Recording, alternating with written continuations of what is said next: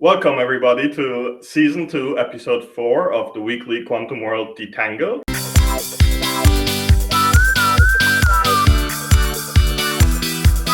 I'm Denise Ruffner, Cambridge Quantum Computing, coming to you from sunny Southern California, but less fires, so very happy my house didn't burn down. And Tommaso? Hi everyone, good morning. Tommaso from Entropic Labs, calling you from Singapore.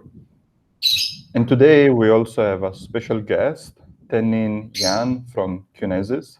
Tennin, you want to introduce yourself? And thank you for joining us. Hi, thank you for inviting me. I'm Tennin, a CEO of König, and we are a quantum computing startup based in Japan, Tokyo. Nice to meet you. Well, welcome to the weekly Quantum World Detangled. Tennin, I noticed two things on your LinkedIn, which is a very, very short LinkedIn profile. You don't say much, but I'm going to pick on two things you said. You said you want to make new technologies useful for society. Is that just a coincidence that you wrote that, or is there some thinking and a bigger mission behind that?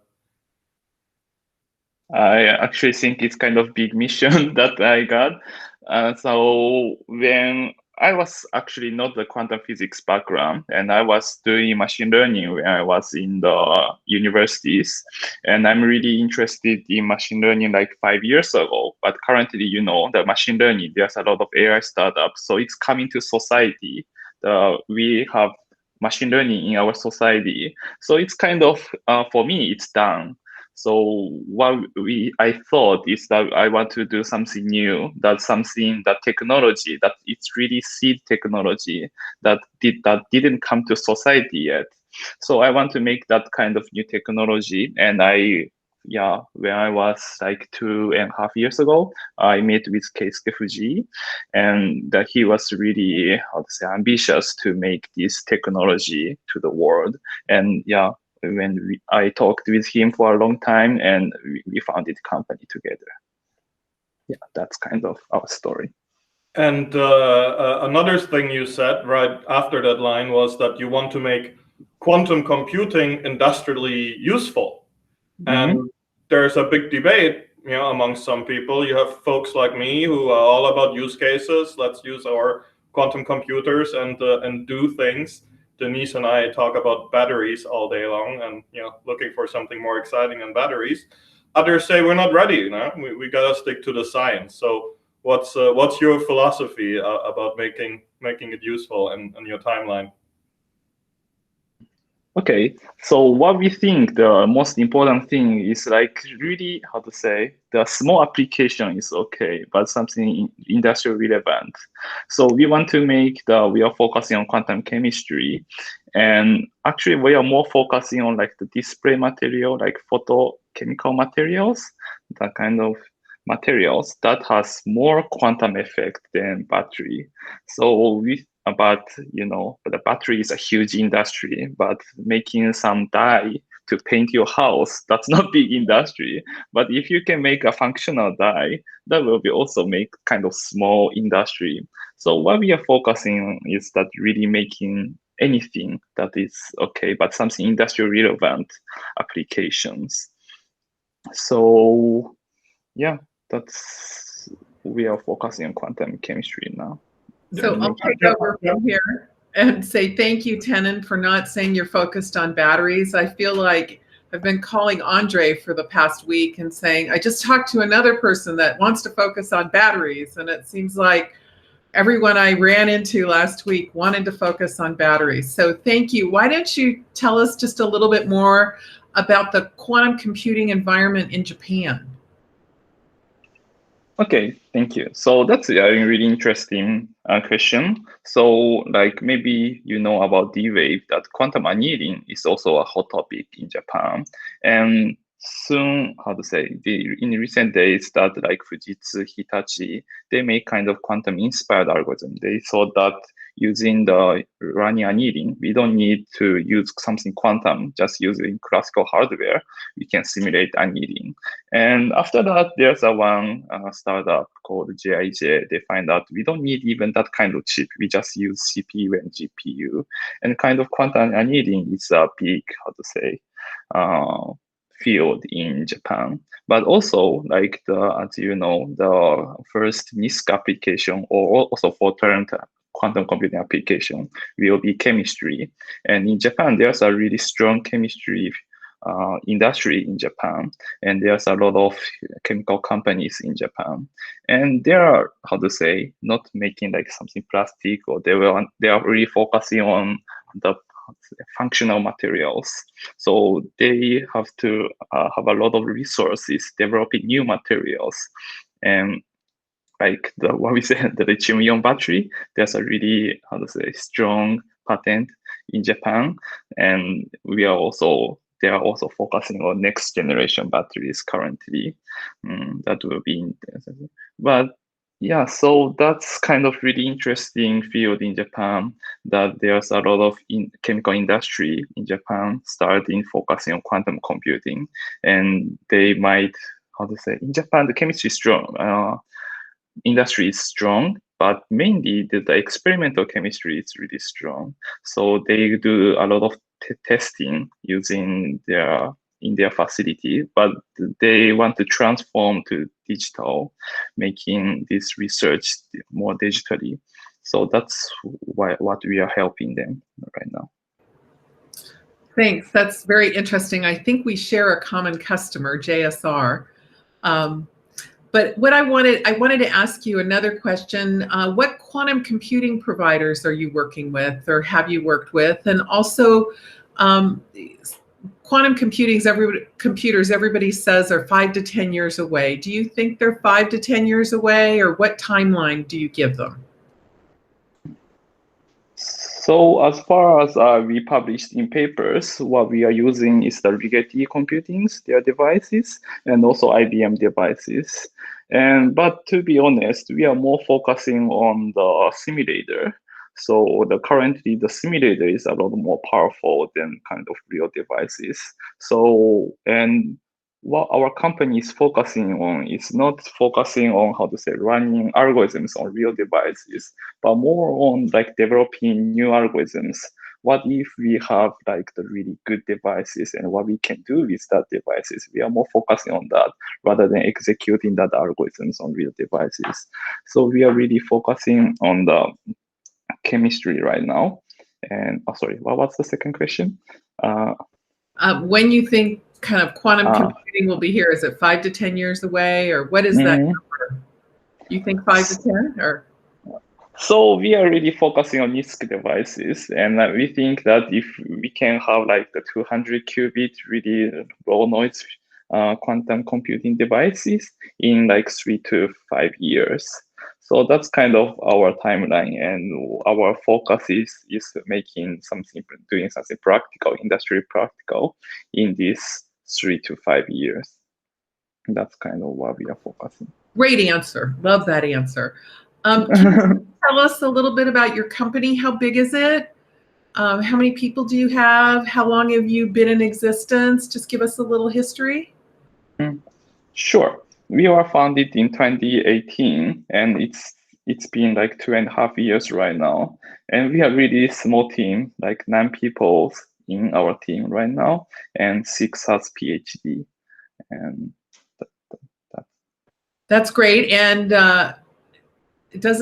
I'm going to point out that you have a woman COO, so go women in quantum. So that's awesome. And I think I'll hand it over to Tommaso now. Thank you, Tennin. Sure. Scientific questions. Sure. Thanks, Tennin. Very interesting. Okay, let me start maybe with the simulators, since you mentioned that. So it's an interesting approach to take, right? To focus on simulating quantum computations. And now, if you don't mind, I'll play a little bit the devil's advocate. So something that we have seen quite often is that even if a computation runs okay on a simulated instance, it's not so straightforward to take it and move it on a quantum computer and get. It's not even about the results, right? The same performance. So it's really hard to get scalability on real quantum devices. Do you think this is going to be an issue for you specifically, or for the community moving forward? And do you have a plan on how to move from simulators to real quantum computers? Okay, yeah, that's a pretty good question. That's also how we have internal discussion about that topic. But I think our strength is making kind of applications and more like the focusing on what customer want to do and make some application algorithms needed for them. So we really want to focus on that part. And of course, if you want to make it really powerful, algorithms, we have to really focus in on also on the hardware. So what our kind of strategy is that doing collaboration in that field, because of course the IBM, Google, they are making hardware and they know the really good strategy for how to do error mitigation using their hardware. So I think it's better for us to collaborate in that field. So get them help and also they will make compiler and also the kind of other players like also CQC is making the compiler. So we want to, use that technology and collaborate with them. And we want more focusing on application, how to make this technology, what can we use with technology, and how to tackle the low fidelity issue. I think that's the thing we cannot do alone, that we have to collaborate with other companies. Sure. I mean, thanks. That makes sense. And actually, this takes me to another interesting question, I believe. So now we've seen an explosion of quantum computers on the cloud, right? Every few months we have a new provider offering access to quantum devices over the internet. So what do you think is going to happen moving forward for companies like Kinesis? Is it going to be easy to access the different devices? Do you think we're going to see a offering that is becoming increasingly fragmented? So for example, if you at some point you are only going to use Bracket by AWS, or maybe you are only going to use Azure by Quantum, or do you think there's going to be an easy way to access all these devices at once? I know this is a very speculative question, so there's not really right or wrong. I'm just curious to hear your thoughts on that. But that is a really good question, I suppose. That I think that's kind of what I think with other companies be different, because what we think is that we people like 90% of people will access just the best hardware available. I don't think that, especially in these NISQ regimes, because it's noisy, that not all the quantum computer will be the same. It's not like the Dell, HP, all the computer is same, but because if you are in the industry and you want to make a reliable result, do a reliable calculation, you have to use the most powerful quantum computer. And it's like everyone will access to that quantum computer. Maybe in some, research R&D, that it's okay to, ask the cheaper quantum computer. But what we think is that there's only one or two providers that makes a really good quantum computer will survive in these 5 years also. So that's what I'm thinking right now. That's fair. I guess another question there would be, which is something that we actually think a lot all the time, right? You have different machines, and if you only look at, for example, number of qubits or like 2-qubit gate fidelity or connectivity, you might be able to say, okay, this machine is better than the other one, if you only look at the mere numbers. But it's interesting because sometimes it's not as simple as that. You might have machines that are better suited for a specific application, even if when you just look at the specifics of the machine, they might not seem to be the best hardware out there. So do you think it's going to be important, especially for a company like Kinesis, where there is a lot of focus on industrial application, to be able to really precisely say, this quantum computer is the best, given our matrix for this specific application? Or do you think there will simply be a class of quantum computers that is going to be good across all possible applications? Yeah, I think that is also a really good question. So yeah, I think it will depend on the application, as you said, especially like if you compare ion trap and superconducting qubit. What I said is like there's maybe just one winner in superconducting qubit, but maybe there's other field in the ion trap field, because it's kind of everyone knows that the superconducting qubit, it's a bit low fidelity, but it's really fast, like 1,000 times faster than the ion trap. And ion trap has a really high fidelity, but the gate speed is really slow. So, and also there might be like the hybrid usage of superconducting device and ion trap devices. So what we are, currently developing, what just come to my mind is that there's if you can run VQEs on the superconducting devices and get kind of wave function, and it's kind of, you can map that to the ion trap and do the similar execution, and then maybe you get wave function. So you calculate the molecular properties using ion trap with more high fidelity devices. So that might be the potential collaboration. And yeah, there's a possibility too. But if you in the just see superconducting devices, I think there will not be really a lot of companies remains. Thanks. Look, I will pass it to André. I can see he's really keen to ask you a few questions. Thank you. Very interesting conversation. Thanks for your thoughts. Thank you.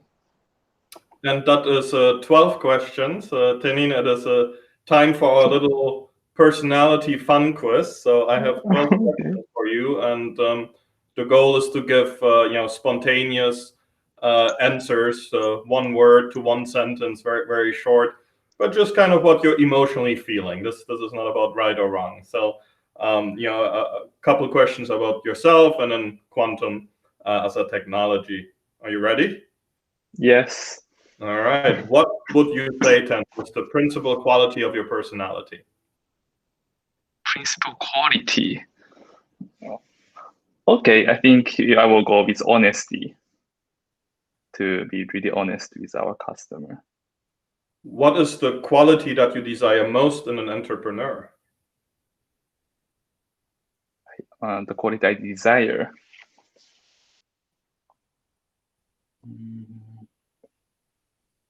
The toughness. What is the quality that you desire most in a scientist?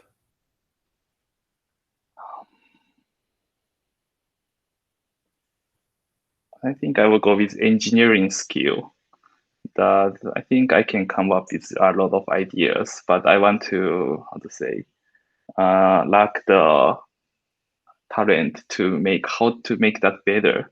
That I think that's what is really our engineer is good at, but not I'm good at.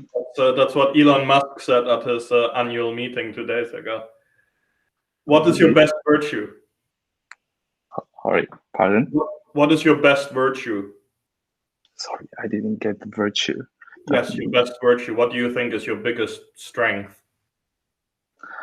Oh, okay. I think I will go with ideas. Come up ideas. What is your biggest flaw? Sorry, I didn't get that English. Yeah, your biggest flaw, your biggest weakness. Oh, weakness.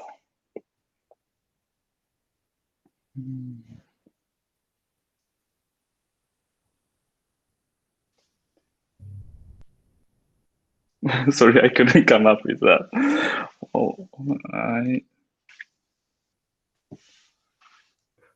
All right, we'll get back to that one. You get to think about that for the next 7 questions. What do you appreciate most about working in quantum? So it's like working with these intelligent peoples in this field. That's it. And if not working in quantum, what would you want to do? What do I want to do? I think I will also, like, as I said in the start, that to make other technology useful for this society. Talking about that, who is your favorite scientist? Who is my favorite scientist? Actually, I was really impressed by with our founder, the Keisuke Fuji. That, to be honest, in Japan, there's a lot of scientists that really good at science, but we don't see many, scientists, professor interested in make their technology industrial useful. So he have really strong, mind in that. So I was really impressed. Excellent. What is your favorite quantum computing modality? And annealing does not count. Modality. So not to say about which one I think practical, but I will go with photonics. I was really impressed by seeing that photonics, the devices, there's if you need one table to make one CNOT gate, and yeah, the hard working in that field, I was really impressed. Excellent. What is your quantum dream? Quantum dream. So as me and as a Qunasys, we want to make the first industrial application in the world. That's our quantum dream. What is your quantum nightmare? Nightmare. Interesting. So, like, not many people believes that it will be useful in these several years. That's kind of that kills new technologies. Yes, indeed. Yeah, that's right. So imagine we succeed at all of that, and tomorrow you and the QNSS team have the first universal quantum computer. Who would you give it to? Who will we give that to? I think we won't give that to anyone else for like 3 months. We will have internal teams every day working day and night using the devices and testing what we can do, the things we thought will be really useful or not. I think that's what we will do. And then if we find good application, we will bring that to customers. But if we got the universal quantum devices, maybe the application will be finance or other field, not chemistry. Or maybe something more science fiction, like even from the Hollywood movies. Thank you, Tennin, so much. Thank you to my friends and sponsors, Denise and Cambridge Quantum Computing, Tommaso and Entropica Labs. Tennin, it was a pleasure to have you. This concludes Season 2, Episode 4 of the weekly Quantum World Detangled. You are now detangled.